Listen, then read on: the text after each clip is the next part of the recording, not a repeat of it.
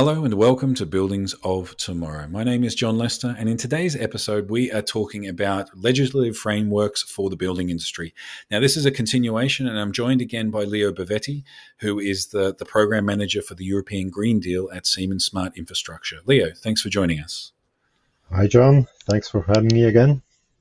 It's an absolute pleasure. Now, Leo, last time we caught up, we talked about the European Green Deal. And at a top level, the European Green Deal includes a huge amount of different legislations and regulatory expectations, all driving towards having this net zero EU at 2050. And we also dived in a little bit into some of the specific packages which are relevant for the building industry. And here was the Fit for 55 package and some of the different pieces around energy efficiency, building control and expectation, and some other pieces, e-mobility, EV charging within buildings, etc. And today I'd like to dive in a little bit more into some of these different pillars, let's call it, as part of the European Green Deal. So let's do that. Let's dive straight in. The European Green Deal is a collection of many, many different pieces of legislation, like we mentioned. What are the relevant pillars? What are the relevant pieces for the building industry? Yes, it's an important topic here, and maybe I just quickly recall to start with the building-specific targets. So the EU must reduce greenhouse gas emissions from buildings by 60% and their energy consumption by 14%.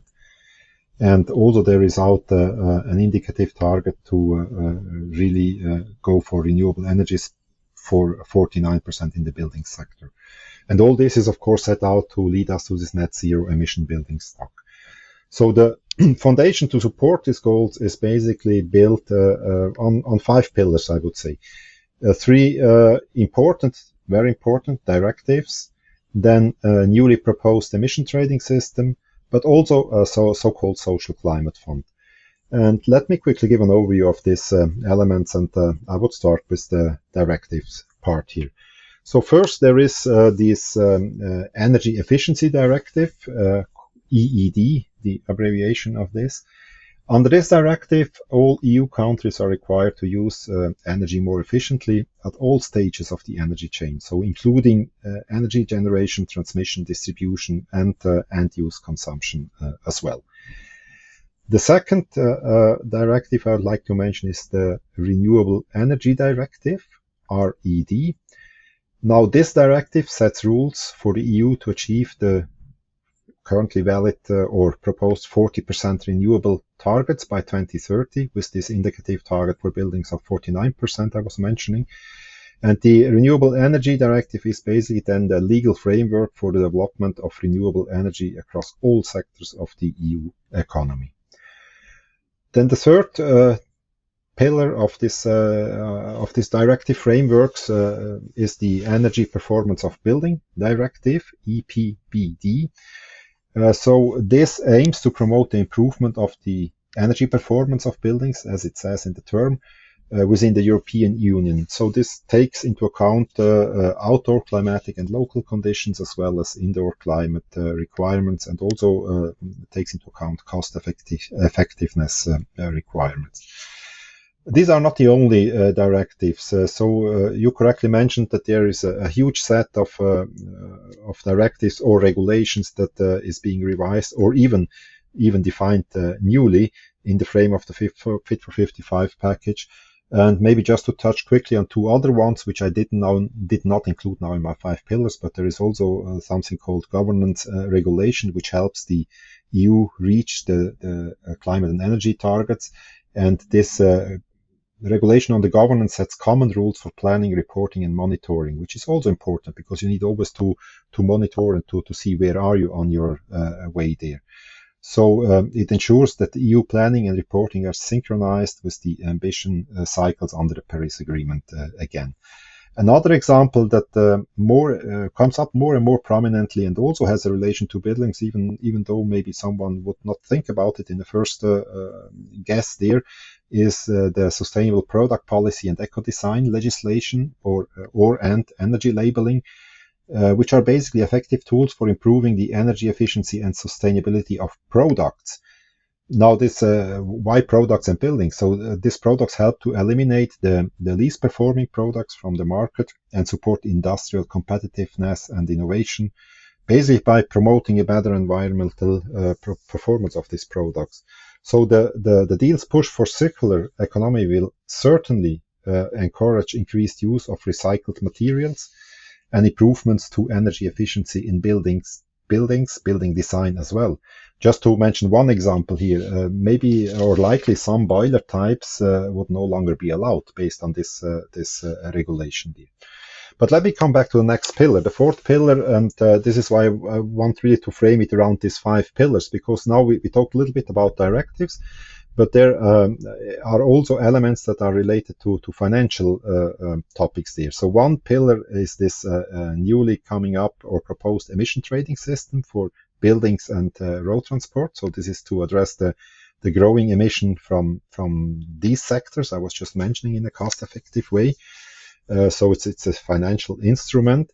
And tied to this, there is also, and this would be then basically the proposed 5th pillar here. This is a new proposal for the social climate fund. So this is to address the social impact of carbon pricing in all the sectors, basically. All the sectors, meaning building and transport sectors. You must know that a quarter of this revenue from this emission trading system I was mentioning would be directed into this instrument, the Social Climate Fund, with the target to support vulnerable groups and mitigate energy and mobility poverty. And this is then usually also complemented with financing from member states as well.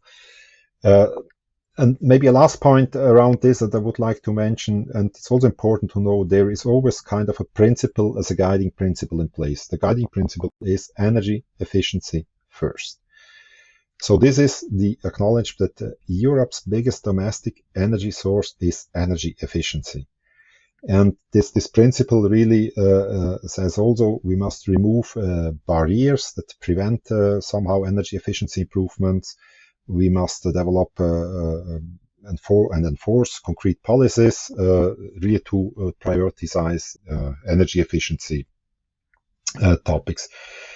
Okay, but what you have seen now with this summary is that the one goes not without the other. These policies, these instruments, these pillars, they must really work hand in hand and must complement each other, really to commonly support the overall objectives towards a net zero building stock.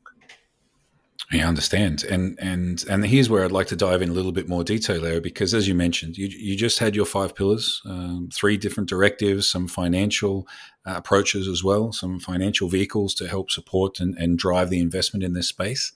What are some of the common objectives, or what are some of the common guiding topics across these different directives that really push us towards that guiding principle that you mentioned of energy efficiency? Where are some of the areas where people can focus so that they know that they're pushing in the right direction? Yeah, sure. This is I was mentioning about the different directives, and in each of these directives you have supporting means that will drive towards this common direction. So we talked a little bit in our first episode, Green Deal overall, already about some elements. So let me just come back to the main objectives that are required to be pushed to achieve the net zero building stock in 2050. So in a nutshell, this is basically one is increase the rate of energy renovations. We talked a little bit about this already. Increase not only the rate, but this would be the second one, not only the rate, but also the depth of energy renovation. So bigger renovations, not just touching the surface somehow. The third point is, and this is not coming as a surprise, is decarbonization at all stages of the building life cycle. Then we also talked, I think it was in the first episode already, about the kind of the exemplary role of the public sector. So it's always, I mentioned there are different flavors on this legislation, also for public sector versus residential buildings, for instance. So there is an exemplary role to be taken by the public sector. Then we need to support better planning and information on buildings, so really to act and to measure as well. We need to drive investments in energy efficiency, in buildings. With the social climate fund I was mentioning before, we need to fight energy poverty and deliver also decent living conditions for everyone. And an important next point would be also a digitalization of smart buildings for energy system integration. And all this is not working if we are not gearing towards the next or the last objective I want to mention is the upskill of the workforce also in the building sector. Understand. So lots of areas to work. Lots of spaces also for improvement, recognizing the large proportion, specifically in existing buildings, which aren't driven, aren't operated in an efficient way. And here's where I'd like to also understand a little bit. Within these different directives, within these different legislations, how do they differentiate, and what are some of the differences, as an example, between new buildings that are being planned now today, are going through the construction and delivery process, and existing buildings that need to be part of this renovation? I think it was one of your first points, or first couple of points, increasing the rate of renovation and increasing the depth of that renovation. Yeah. Yeah, I'm happy to talk about some points. As you can imagine, there are many bullet points in all this legislative work, which usually are different or many pages to read, right? And not everything really digestible reading. But anyway, some distinctions are mainly made regarding requirements for new construction, for existing buildings, and for renovation of buildings. Then additionally, there are also partially different requirements set out and defined in terms of timelines, also regarding residential versus non-residential buildings. And all these elements need to be considered and be evaluated alongside with the particular use case we are then talking about. But let me make an example on how requirements from different pillars I was mentioning would contribute or are supposed to contribute to certain objectives. And I take now as an example, I take the objective towards digitalization and smart buildings for energy system integration. Now, we have learned a little bit about these different pillars here. So if you look, we'll just read a bit more or give a bit more insight in the energy efficiency directive, then there is a requirement that says there is a need for implementation of energy management systems in high energy intensive enterprises. So this comes from that part as a requirement. Then there are other requirements coming from the renewable energy directive, would also support this overall objective. And this requirement would say, so transmission system operators, so-called TSOs, and distribution system operators, so-called DSOs, they need to communicate the share of renewable electricity in a transparent way to end users. So that you have really transparency here, which already per se is something that is beneficial. And then I would say probably the most important contribution comes then in this case here from the EPBD, so the Energy Performance of Building Directive. And this one says in this context, buildings need to have measuring and control devices for monitoring and regulation of indoor air quality and separate control of temperature in each room. It says also there is a need of installation of a recharging point in buildings, at least one recharging point per bigger than 5 parking spaces buildings. There are, of course, more flavors in it, but I make just some examples here. The EPBD also says there is a need for, or a mandatory need for a smart readiness indicator, which is kind of a scheme that really does what it says. So it tells you about the readiness in terms of smartness of a building, also in terms of interaction with other things here. And this is a scheme that is required for non-residential buildings in this case. So again, a difference here, residential, non-residential. Then also related to non-residential buildings, the EPBD mandates a BACS, an automation system, for non-residential buildings with a HVAC capacity over 290 kilowatt. And other things that come along with from the EPBD side is also digital tools in inspection schemes and effective control and monitoring functionalities in buildings and this starting from 2025 onwards. So you see a bit different packages or different directives contribute each one to a specific objective here.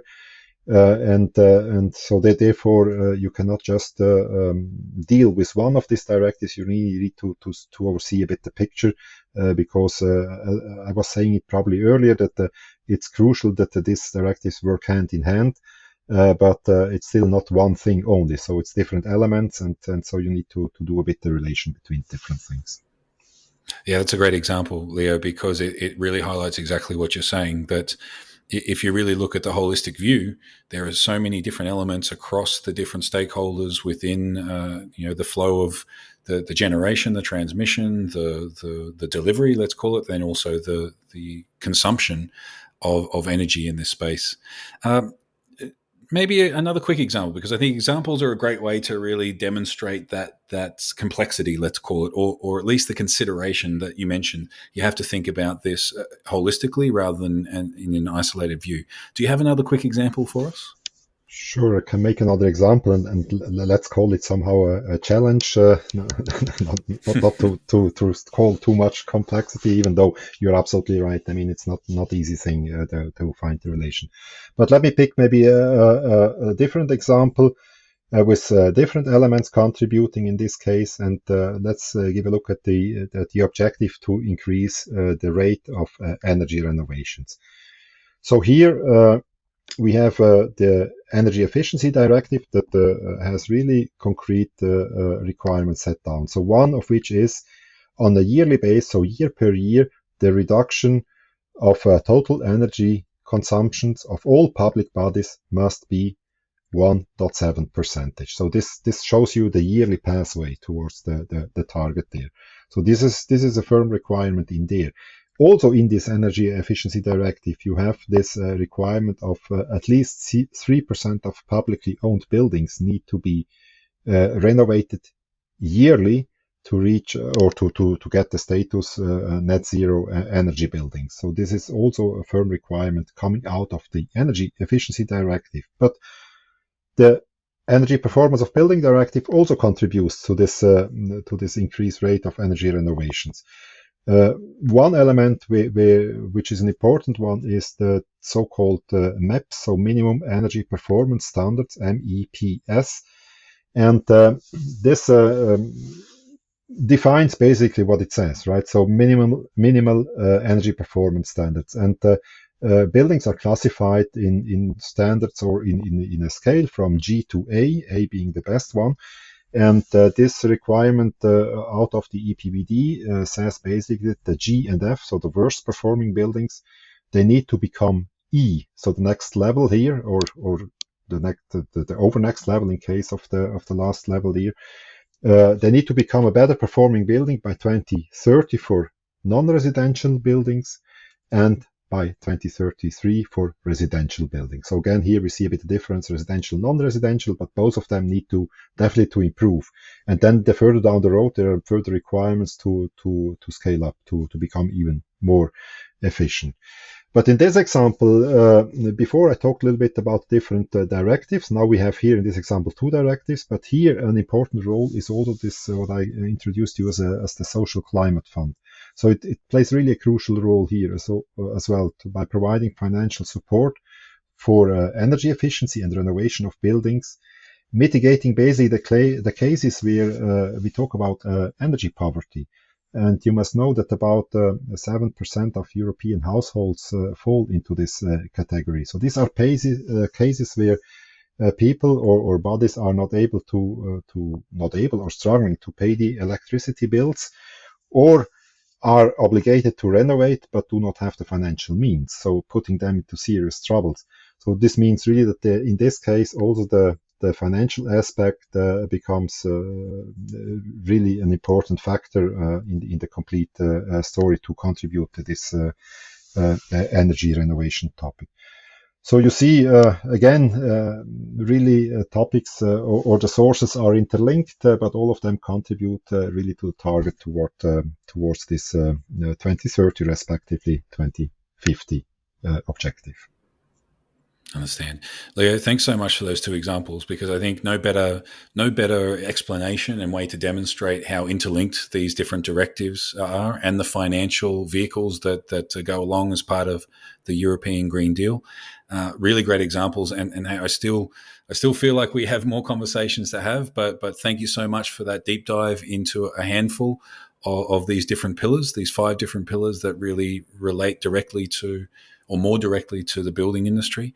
And hey, thanks again for sharing your time and your expertise, because it is let's say a landscape with many different moving parts. And as you've mentioned in previous discussions, many of these directives and many of the details are still being worked out, and different socioeconomic or governmental situations are also driving change at different times in these spaces. So really much more for us to discover, and much more for us to learn as an industry in this space. So thank you for joining us again, and sharing your insight.